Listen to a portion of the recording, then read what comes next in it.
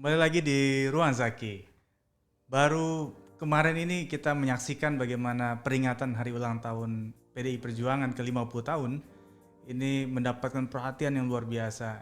Kita tahu betul ya, hari-hari sebelum peringatan ulang tahun PDI, ada banyak harapan dari publik terutama media untuk mendapatkan informasi yang ditunggu-tunggu oleh publik Indonesia dan partai politik, yaitu siapa nama yang diusung sebagai capres dan cawapres dari PDI Perjuangan. Karena secara kuantitas, porsi PDI Perjuangan itu mampu mengusung secara mandiri capres dan cawapresnya untuk pemilu 2024. Namun yang kemudian menjadi banyak pertanyaan adalah bagaimana kemudian PDI Perjuangan ini bisa memberikan kejutan pada ulang tahun ke-50 agar bisa memberikan respon terhadap koalisi yang selama ini dibentuk oleh partai-partai politik yang lain. Sebelum pelaksanaan hari ulang tahun, kita juga tahu bahwa ada momen di mana 8 partai politik berkumpul melawan PDI Perjuangan dalam isu soal pemilu proporsional tertutup. Kemudian ditentang oleh 8 partai politik karena dianggap ini mencederai demokrasi yang selama ini sudah dibangun dan dilakukan beberapa pemilu terakhir. Sehingga mereka berpikir bahwa pemilu terbuka itu memberikan ruang kepada publik, masyarakat, konstituen untuk bisa memilih para wakilnya yang memang punya hubungan emosional, kedekatan, dan tahu rekam jejak. Bukan lagi soal membeli kucing dalam karung, memilih dewan yang kemudian ditunjuk oleh partai politik tanpa disetujui atau diterima oleh konstituen.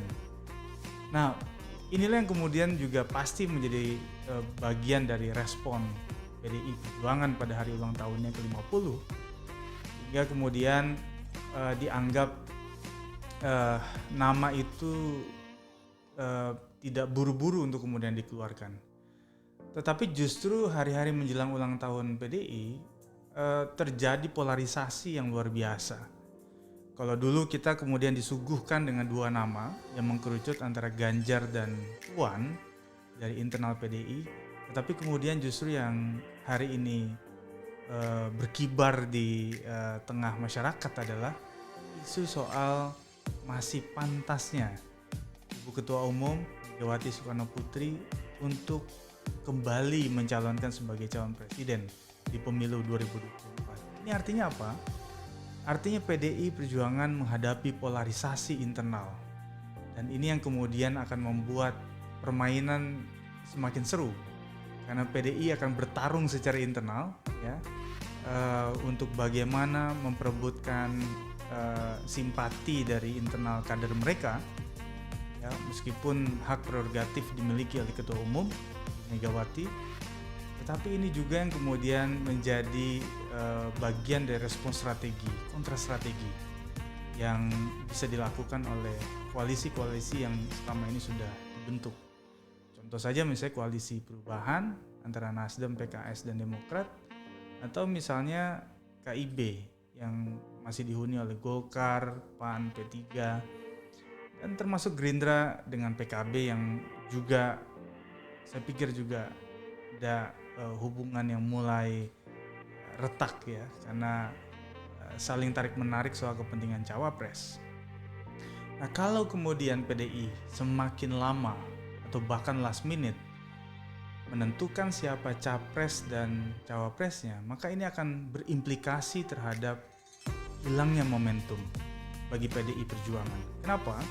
Karena kalau misalnya kandidat pemilu 2024 itu akan terwujud lebih dari 2 pasang calon, artinya 3 pasang calon atau bahkan 4, maka yang terjadi adalah PDI Perjuangan bisa kehilangan kesempatan untuk menang kembali di pemilu 2024. Jargon mereka untuk hat-trick menang di pemilu 2024 ini hanya sekedar jargon, karena realitas di lapangan akan berbeda ketika calon yang kemudian muncul adalah lebih dari 2 pasang calon.